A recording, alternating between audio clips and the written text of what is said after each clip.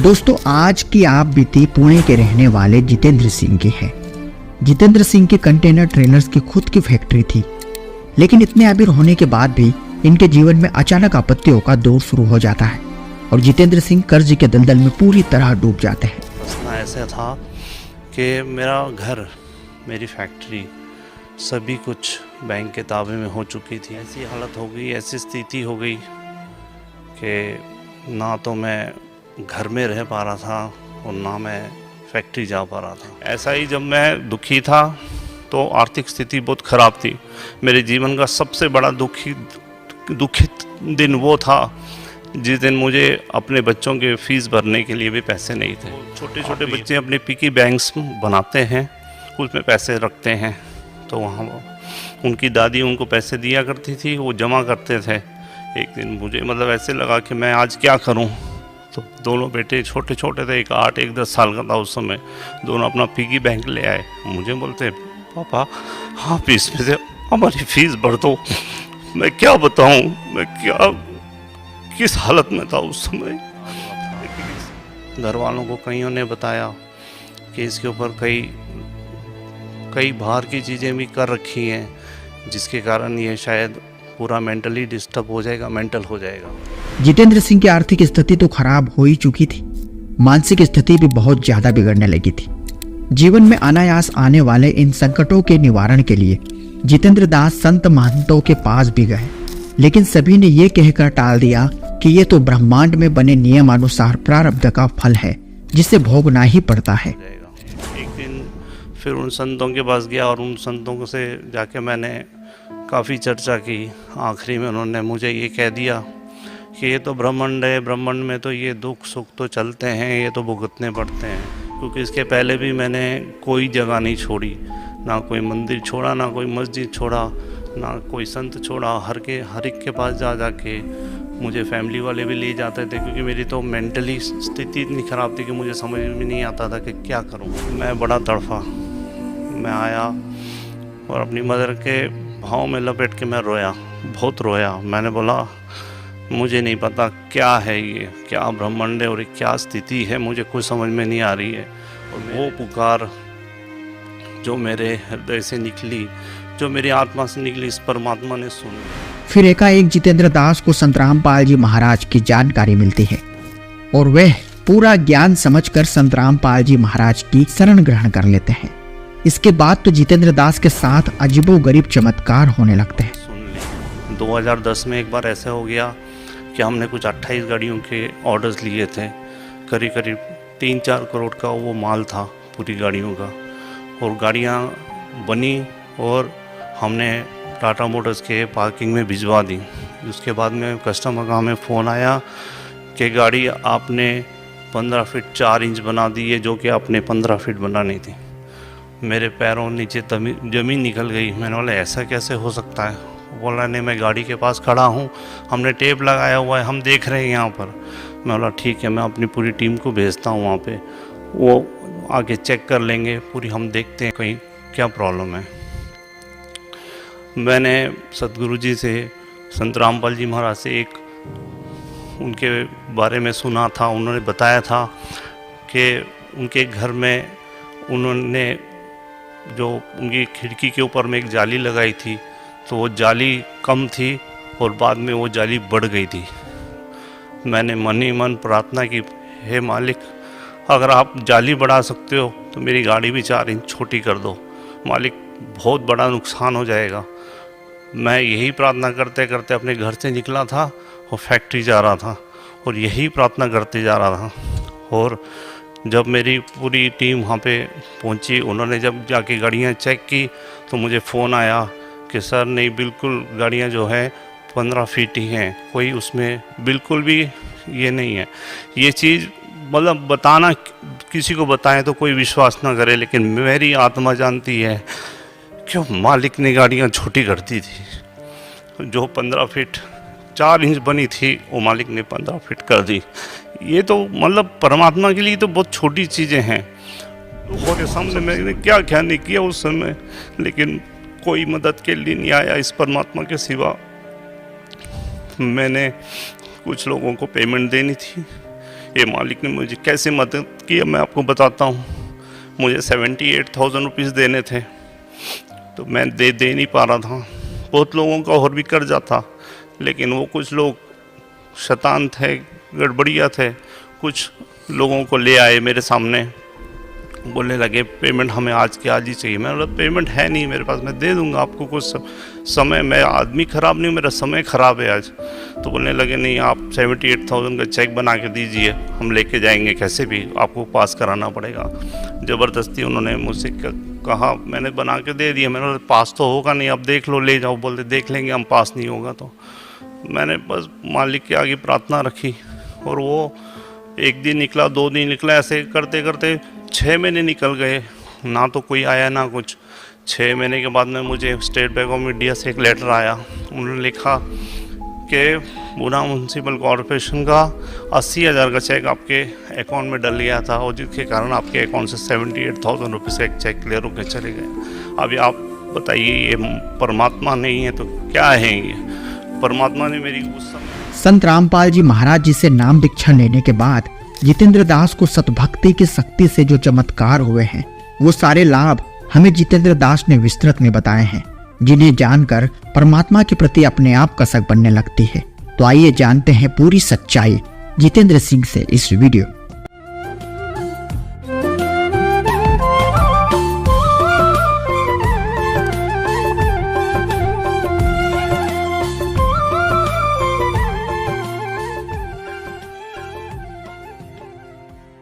क्या शुभ नाम है जी आपका? मेरा नाम जितेंद्र सिंह अहलूवालिया है। कहाँ से आए सर आप? मैं पूना से आया हूँ, महाराष्ट्र से। क्या काम करते हैं आप? मैं एक इंडस्ट्रियलिस्ट हूँ, फैक्ट्री है मेरी पूना में। हम लोग जो ट्रेलर्स वगैरह होते हैं, कंटेनर्स होते हैं, वो बनाते हैं। संत रामपाल जी महाराज की शरण में आने से पहले कौन सी भक्ति करते थे आप? हमारे घर में शुरू से ही संतों का आना जाना काफ़ी था, तो मैं एक सिख होने के नाते गुरुद्वारे भी जाता था, लेकिन एक संत जी के भी शरण में मैं हमेशा बचपन से रहा हूँ, जो कि शिव जी की भक्ति करवाते थे। मुझे उन्होंने ओम नमो शिवाय नाम दिया हुआ था, और अब मान के चलिए ये जो जीवन है, जब हमने ये ज्ञान सतगुरु रामपाल जी महाराज से प्राप्त हुआ, तो उसके बाद ये पता चला कि जो जीवन है वो एक सुख और दुख में चलता है। जब हमारे पुण्य कर्म होते हैं तो काफ़ी सुख मिलते हैं, और जैसे ही हमारे पाप कर्म शुरू हो जाते हैं तो दुख की शुरुआत हो जाती है। तो जिन संतों से मैंने वो नाम लिया था, वो नाम की क्या ताकत थी, वो आज मुझे इस ज्ञान से पता चला है। उसकी कोई ताकत नहीं थी। क्यों? क्योंकि मैं हर रोज़ का मेरा नियम ये था कि मैं जब घर से निकलता था, गुरुद्वारे जाता था, मत्था टेकता था। वहाँ से मेरी फैक्ट्री करीब करीब 1 घंटे दूर थी। आधे घंटे का सफ़र मैं सतनाम वाहिगुरु का जाप करता था, और आधे घंटे उसके बाद में मैं ओम नमो शिवाय का जाप करता था। और जब मैं फैक्ट्री पहुंचता था, उसके बाद देखता था कि दोनों कोई काम नहीं कर रहे हैं। उल्टा हर रोज़ मेरा नुकसान ही नुकसान होता जा रहा है। और एक समय ऐसा आ गया कि मैं टोटल ही स्क्वायर में फंस गया। ऐसा फंसा कि मुझे कुछ नहीं समझ आ रहा था कि मैं क्या कर सकता हूँ अभी। वो फंसना ऐसा था कि मेरा घर, मेरी फैक्ट्री, सभी कुछ बैंक के ताबे में हो चुकी थी। लोगों का, क्रेडिटर्स का बहुत सारा देना सिर पे कर्ज बन गया। ऐसी हालत हो गई, ऐसी स्थिति हो गई कि ना तो मैं घर में रह पा रहा था और ना मैं फैक्ट्री जा पा रहा था। ऐसी दुविधा में फंसा। तो मैं क्या बताऊं कि मतलब वो दुख, वो समय मैं मतलब बयान नहीं कर सकता कि क्या दुख था वो। बोलते हैं ना, जिस तन लागे सो तन जाने। इतना भयंकर वो समय था, जिसके कारण सिर्फ यही नहीं था कि सिर्फ वो आर्थिक स्थिति खराब हो रही थी, शरीर पूरा खराब हो रहा था। घर वालों को कईयों ने बताया कि इसके ऊपर कई बाहर की चीज़ें भी कर रखी हैं, जिसके कारण ये शायद पूरा मेंटली डिस्टर्ब हो जाएगा, मेंटल हो जाएगा। कई संतों ने भी बताया, क्योंकि हमारे घर में संतों का काफ़ी आना जाना रहता था। कईयों ने ये भी बताया कि ये वाकई में ये मेंटल हो जाएगा, ये नहीं रह पाएगा। तो इसके चलते मैंने एक दिन फिर उन संतों के पास गया और उन संतों से जाके मैंने काफ़ी चर्चा की। आखिरी में उन्होंने मुझे ये कह दिया कि ये तो ब्रह्मांड है, ब्रह्मांड में तो ये दुख सुख तो चलते हैं, ये तो भुगतने पड़ते हैं। मैं बड़ा तड़फा, मैं आया और अपनी मदर के भाव में लपेट के मैं रोया, बहुत रोया। मैंने बोला मुझे नहीं पता क्या है ये, क्या ब्रह्मांड है और क्या स्थिति है, मुझे कुछ समझ में नहीं आ रही है। मेरे जैसा आदमी, जो मैंने कभी शराब को हाथ नहीं लगाया, कभी नॉनवेज नहीं खाया, कभी मैंने किसी को दुख देने की कोशिश नहीं की, और मेरे जैसे आदमी के साथ अगर ऐसा दुख है तो इस ब्रह्मांड या जाओ जो भी बोलते हैं, मुझे समझ नहीं आ रहा क्या स्थिति है ये। और वो पुकार जो मेरे हृदय से निकली, जो मेरी आत्मा से निकली, इस परमात्मा ने सुन ली। संत रामपाल जी महाराज की शरण में कैसे आए आप? संत रामपाल जी महाराज की शरण में मैं ऐसा आया कि संत रामपाल जी महाराज जी के एक शिष्य हैं पूना में ही। मैं गाड़ियाँ बनाता हूँ और वो गाड़ियाँ चलाते हैं, जो हम कंटेनर्स वगैरह बनाते हैं। तो उनके लिए मैंने 2002 में मैं सदगुरु के शरण में आया था। तो 2002 में मुझे पता चला कि उन्होंने कुछ गाड़ियाँ बनवानी हैं। तो मैं उस ऑर्डर के लिए मैं उनके ऑफिस में गया था। उनका नाम रविंदर दास है। तो मैं उनके ऑफिस में जाके बाहर बैठा हुआ था। वो इतने में फिर मुझे उन्होंने अंदर बुलाया तो मुझे उन्होंने देखा। मैं करीब 3 साल के बाद उनको मिला था। उसके पहले 3 साल पहले उन्होंने गाड़ियाँ बनवाई थी। तो उन्होंने मुझे कहा कि जितेंद्र जी क्या हो गया, आपका चेहरा एकदम मतलब आपका पूरा ही रूप बदली हुआ है, क्या हो गया आपको ये। मैंने मतलब वहाँ पे मुझसे रहा नहीं गया। मैंने पूरी अपनी स्थिति बताई कि मैं किस तरह से फंस चुका हूँ और मेरे साथ क्या क्या बीत रहा है आज। मैं दोपहर के 2-2:30 बजे गया था। उन्होंने मुझे पूरा इस परमात्म ज्ञान का पूरा उन्होंने चीज़ समझाई। हमको वहाँ बैठे बैठे रात के 10:30-11 बज गए और मुझे समझ में आ गया कि यहाँ पर कोई चीज़ है, ये जो ज्ञान बता रहे हैं इसमें कुछ मतलब अंदर से आत्मा ने पूरी उस चीज़ को पकड़ लिया कि यहाँ पर कुछ ना कुछ बात बन जाएगी। क्योंकि इसके पहले भी मैंने कोई जगह नहीं छोड़ी, ना कोई मंदिर छोड़ा, ना कोई मस्जिद छोड़ा, ना कोई संत छोड़ा। हर एक के पास जाके मुझे फैमिली वाले भी ले जाते थे, क्योंकि मेरी तो मेंटली स्थिति इतनी ख़राब थी कि मुझे समझ में नहीं आता था कि क्या करूं। तो मुझे हर जगह ले जाते थे। तो जब मुझे ये ज्ञान पता चला तो मुझे लगा कि मैं तो वैसे दुख ही में काफ़ी था। मैं तो अपना दुख ही निवारण करने की कोशिश कर रहा था, ज्ञान को एक साइड में समझ रहा था, लेकिन मुझे ज़्यादा ये था कि मेरा दुख निवारण हो जाएगा इससे। मैंने उनसे कहा मुझे पूरा एड्रेस दीजिए सब। मैंने अगले दिन की टिकट की कोशिश की, वो नहीं मिली, उसके अगले दिन की मिली। मैं करोथा आश्रम पहुंच गया। करोथा आश्रम पहुंचने के बाद में जो मुझे सदगुरु के दर्शन हुए और जो मैंने वहाँ पे सब चीज़ें समझी, मैं वो दिन गया और ये दिन आया। मैंने पीछे अपने जीवन में कभी दुख नहीं देखा। फिर मेरे साथ बहुत कुछ होता था। जिस दिन मैं ट्रेन में बैठा था उस दिन भी हमारे फैक्ट्री में एलपीजी की पाइप को आग लग गई थी। आग लगते हुए पूरी आग चलते हुए पूरी सिलेंडर की तरफ बढ़ रही थी। सारे वर्कर्स वगैरह बाहर निकल गए थे और फिर मुझे वहाँ से फ़ोन आया जब मैं करोता आश्रम में था कि वो आग एकदम सिलेंडर के पास जाके अपने आप बुझ गई। मैंने सदगुरु के शरण में दंडवत मार के कहा, गुरुजी आए दिन कुछ ना कुछ होता रहता है, बहुत मुसीबत है।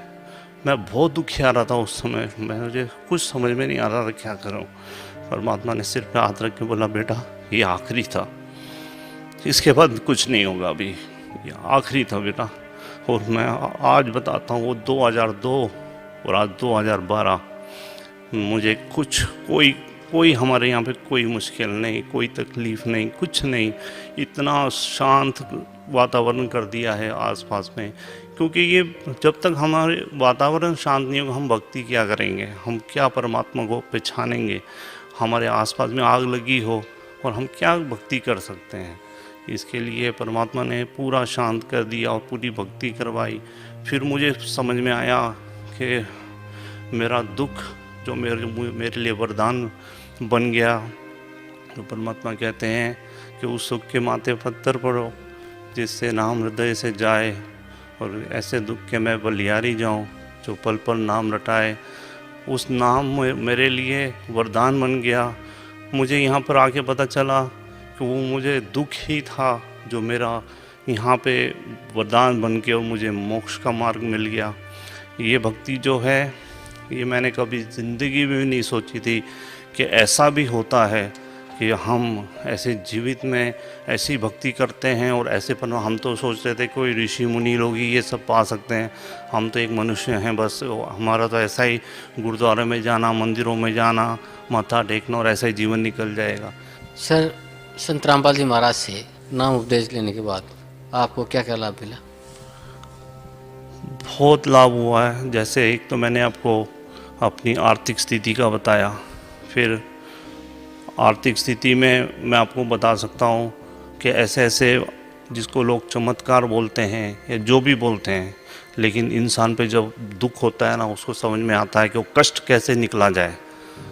अभी हम लोग कंटेनर्स बनाते हैं। 2010 में एक बार ऐसा हो गया कि हमने कुछ 28 गाड़ियों के ऑर्डर्स लिए थे, करीब करीब 3-4 करोड़ का वो माल था पूरी गाड़ियों का। और गाड़ियाँ बनी और हमने टाटा मोटर्स के पार्किंग में भिजवा दी।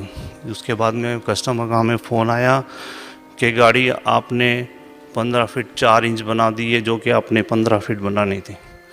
मेरे पैरों नीचे ज़मीन निकल गई। मैंने बोला ऐसा कैसे हो सकता है? वो बोला नहीं, मैं गाड़ी के पास खड़ा हूँ, हमने टेप लगाया हुआ है, हम देख रहे हैं यहाँ पर।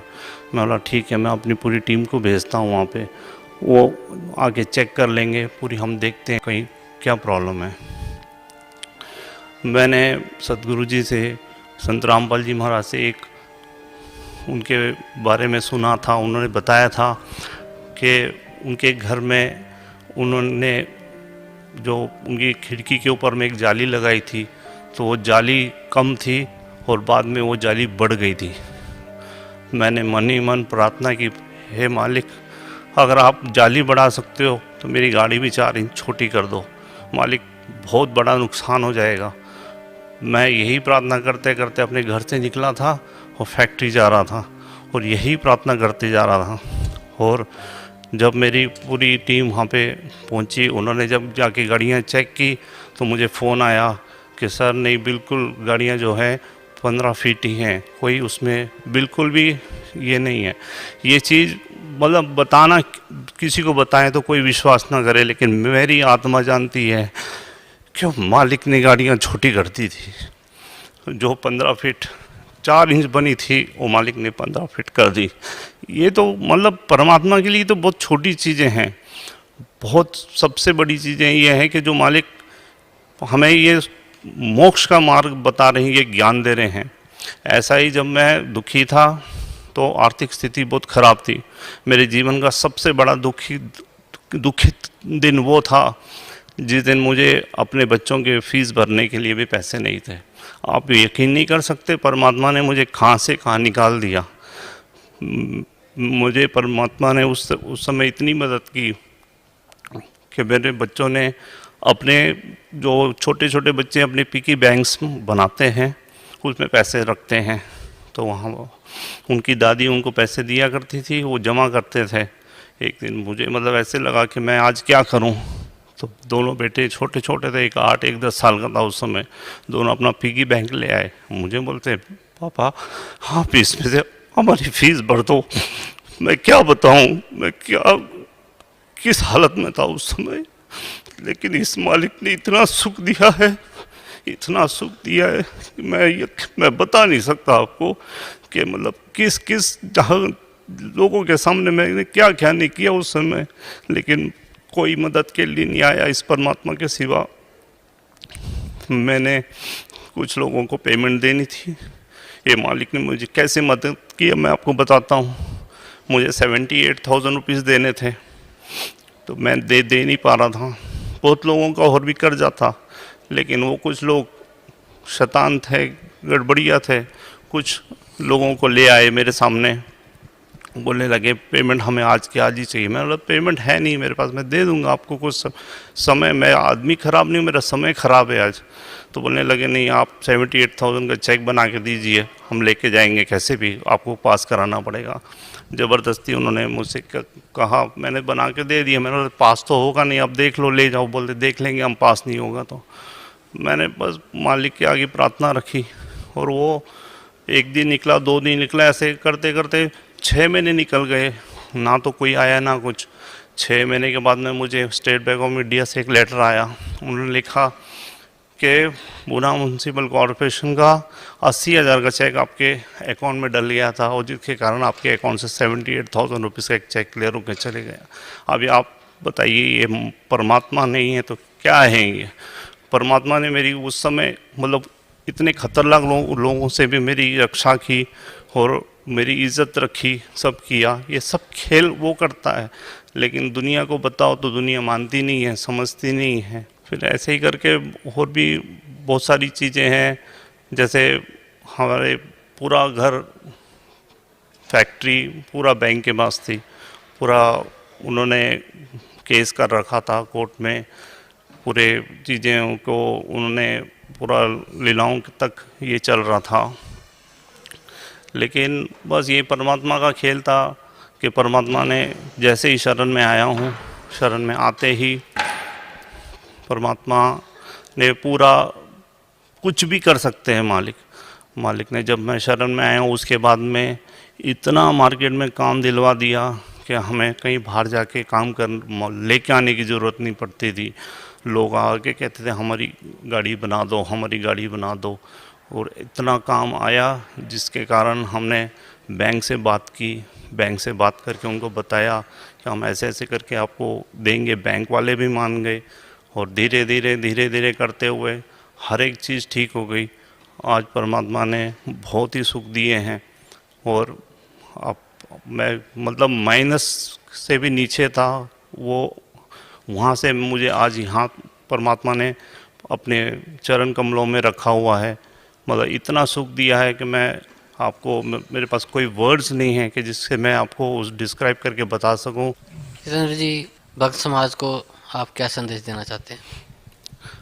मैं यही संदेश देना चाहता हूं कि अभी आप देखिए, मेरे जैसा आदमी जो कभी किसी को दुख नहीं देता था, नॉन वेज नहीं खाता था, ड्रिंक्स नहीं पीता था, और सुबह शाम हमारे घर में संतों का आना जाना रहता था, और गुरुद्वारे जाना था, मंदिर जाता था, सब करता था। मेरे साथ क्या हो गया? तो ये क्या है, यहाँ पे बस यही है कि हम अपने सब कर्मों के ऊपर चल रहे हैं। हमारे जितने पुण्य होंगे उतने हमको बस अच्छा उस समय मौज होगी, छाया रहेगी। जैसे हमारे पाप कर्म स्टार्ट हो जाएंगे, हमें धूप मिलेगी, हमें सेक मिलेगा, इतनी हीट मिलेगी आप अपने आप को नहीं पहचान पाओगे। तो हमें आज जो सदगुरु रामपाल जी महाराज ऑथेंटिक प्रूफ्स के साथ में हर ग्रंथ को बता रहे हैं, हर शास्त्रों को बता रहे हैं, हमें किसी को भी पूछने की ज़रूरत नहीं है। हमें बस इतना करना है कि आज जो वो टीवी चैनल्स पे बता रहे हैं, जो उनके सीडीज़ बनी हुई आप वो देख सकते हो, उनकी किताबें वो देख सकते हैं। हमें किसी को मत पूछिए, आप हमारा भी मत सुनिए ना, लेकिन इतनी बेनती है कि आप ये सिर्फ अपना थोड़ा सा समय निकाल के और इस चीज़ पे गौर करिए, और फिर 110% आपको बताते हैं कि इसमें कोई शंका नहीं मिलेगी, आपको कोई डाउट्स नहीं रहेंगे, हर चीज़ आपकी क्लियर हो जाएगी और आप परमात्मा पा सकते हैं, आप मोक्ष प्राप्त कर सकते हैं। इतना गारंटेड मार्ग है ये। जितेंद्र जी, आप बता रहे थे कि आप सतनाम वाहेगुरु जी का जाप करते थे, तो ये सतनाम वाहेगुरु जी क्या है? सतनाम वाहेगुरु जी, मुझे सदगुरु रामपाल जी महाराज के शरणों में आने के बाद में इसका मतलब समझा कि मैंने कितना जाप किया उसका, और उसका असली में मतलब ये है कि जब गुरु नानक देव जी को जब कबीर साहिब जी सचखंड लेके गए थे, और वहाँ पे जाने के बाद में गुरु नानक देव जी ने ये कहा था कि मुझे यहीं रहने दो, मुझे वापस मत भेजो उस काल के लोग में। तो कबीर साहिब जी ने बोला था, नहीं, आपको हम विधि बताएंगे, आपको विधिवत आना है, मैं वहाँ पे आपको मिलूँगा, गुरु रूप में मिलूँगा, आपको सतनाम दूंगा, फिर मोक्ष प्राप्त होगा और आप आ सकते हैं। फिर गुरु नानक देव जी ने जब वहाँ से आए थे वापस, और उन्होंने उदासी स्टार्ट की थी, पहली उदासी जैसे उनकी काशी की थी, तो उन्होंने यही कहा था कि वही गुरु मिले और मुझे सतनाम दे। सतनाम वाहेगुरु मतलब वही गुरु मिले मुझे और वही सतनाम दे मुझे, जिससे कि मेरा मोक्ष हो। असली में इसका मतलब ये कोई नाम वगैरह नहीं है, ये गुरु नानक देव जी से मुख से निकले हुए ये शब्द हैं जिससे कि वो मोक्ष प्राप्त कर सकते थे उसके द्वारा। ये कोई नाम जपने का नहीं है, ये वो गुरु को ढूंढ रहे थे, उस सच्चे गुरु को ढूंढ रहे थे जिससे कि उनको सतनाम प्राप्त हो सके। तो क्या आपका मानना है कि कबीर परमात्मा ने, गुरु नानक जी जो थे उनके पूज्य गुरुदेव कबीर परमात्मा ही थे? बिल्कुल, इसमें कोई डाउट ही नहीं है। उनको बई नदी के ऊपर आके मिले हैं। आज हर सिख जानता है बई नदी की साखी क्या थी, सब जानते हैं। बई नदी के ऊपर आके जिंदा महात्मा के रूप में उनको मिले थे, और इसी रूप में कबीर साहिब जी हर संतों को मिले हैं, जिनको भी उस समय वो गरीबदास जी को लेके गए या धर्मदास जी को लेके गए, जिनको भी मिले हैं वो जिंदा महात्मा के रूप में मिले हैं। और गुरु नानक देव जी को भी उसी रूप में वो मिले थे, और उसी रूप में उन्होंने उनके साथ में वार्तालाप की थी। और ये साक्षात मतलब चीज़ें लिखित में हैं, इसमें कोई डाउट नहीं है। तो अगर फिर डाउट करने जाएं तो फिर बहुत सारी बातें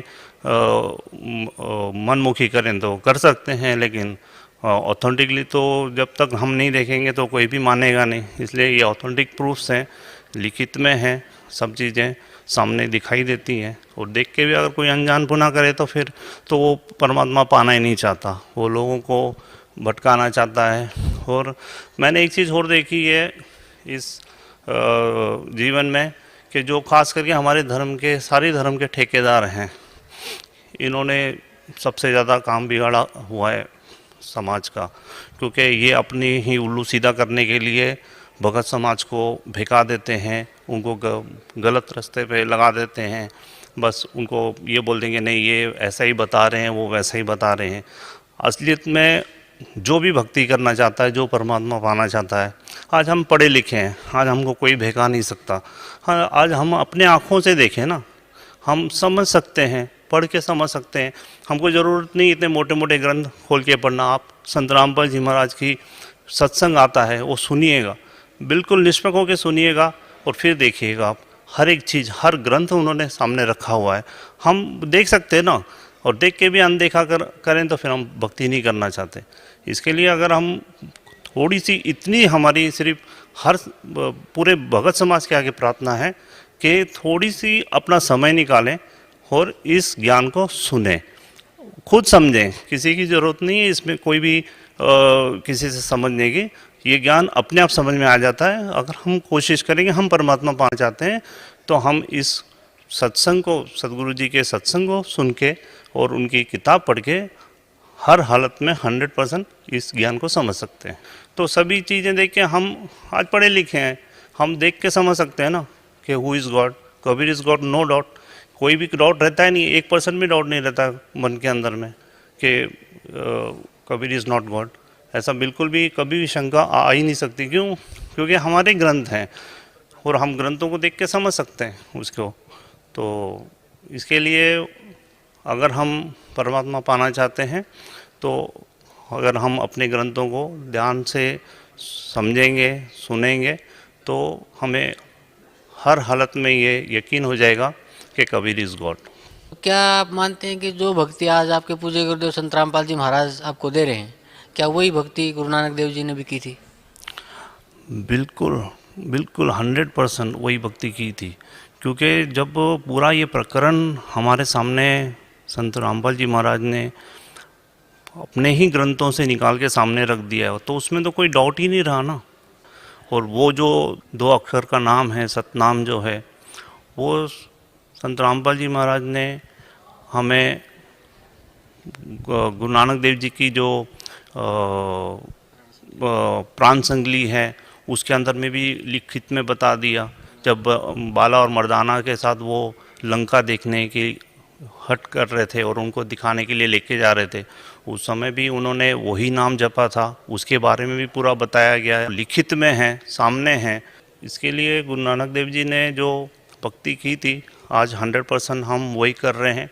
और गुरु नानक देव जी का अगर मोक्ष हुआ है तो 100% हमारा भी होगा।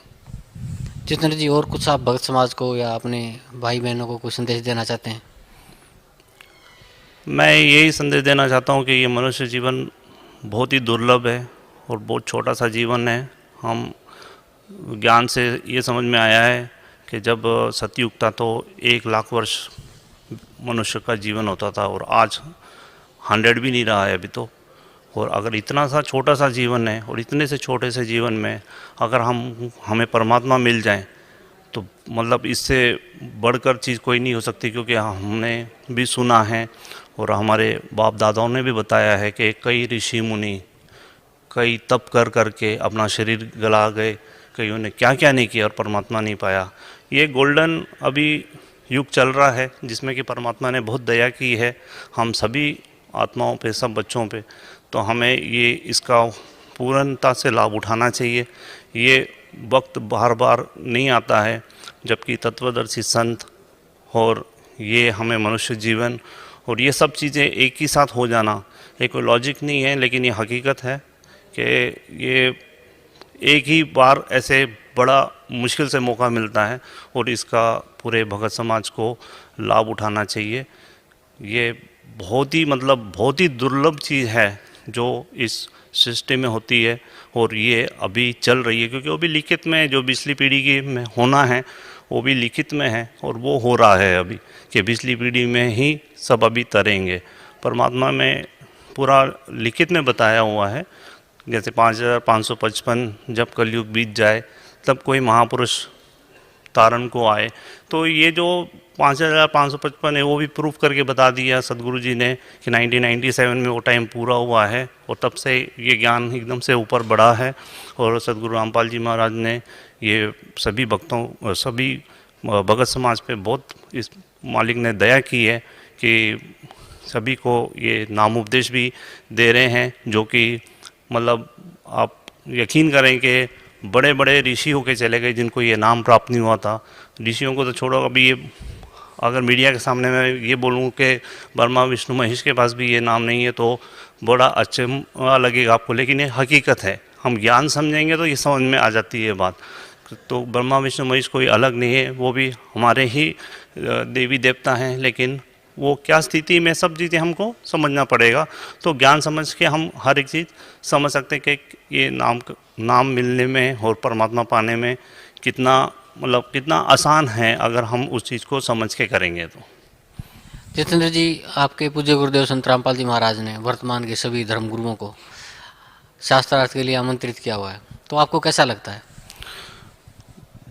बहुत ही अच्छी बात है। अगर यही हमारे सभी धर्मों के जो ये ऊपर में बैठे हुए हैं, अगर ये सच को सामने ले आएं तो मेरे ख्याल से बिल्कुल कुछ भी समय नहीं लगेगा परमात्मा को हम सबको यहाँ से सतलोक लेके जाने के लिए। सिर्फ यही कुछ लोग हैं जो कि ये बिल्कुल अपना मैं तो कहूँगा कि अपना उल्लू सीधा करने के लिए इन्होंने ये हट बना के रखा हुआ है, जो कि भगत समाज के सामने ये सच्चाई को आना नहीं देने चाहते हैं। क्योंकि इन्होंने गलत ज्ञान दे चुके हैं। ये इनके ज्ञान रिकॉर्ड हो चुके हैं शास्त्रों में। इनकी जो किताबें हैं उसमें बिल्कुल शास्त्रों के उलट ज्ञान है इनका। तो इसलिए अभी ये फंस चुके हैं और ये ज्ञान को इसके लिए आगे आने नहीं देना चाहते हैं। क्योंकि अगर हर आदमी के पास में क्या हुआ कि भक्ति करने के लिए समय नहीं है तो सत्संग नहीं देखते हैं, कि कोई ग्रंथ को पढ़ते नहीं है। बस जो हमारे बाप दादा करते आ रहे हैं, कहीं घंटी बजा दी, कहीं अगरबत्ती लगा दी, कहीं कुछ कर लिया, वो कर रहे हैं। अगर थोड़ा सा समय निकालें और इस ज्ञान को समझने की कोशिश करें तो ये जितने भी संत बैठे हैं आज अपने आप को संत कहते हैं, इनका असली चेहरा सबके सामने आ जाएगा और सच्चाई उस परमात्मा की सबके दिल में उतर जाएगी और हम सब मोक्ष प्राप्त कर लेंगे। जी धन्यवाद भाई साहब, आपको बहुत बहुत धन्यवाद। सत्य घटना, सत्य की तहता।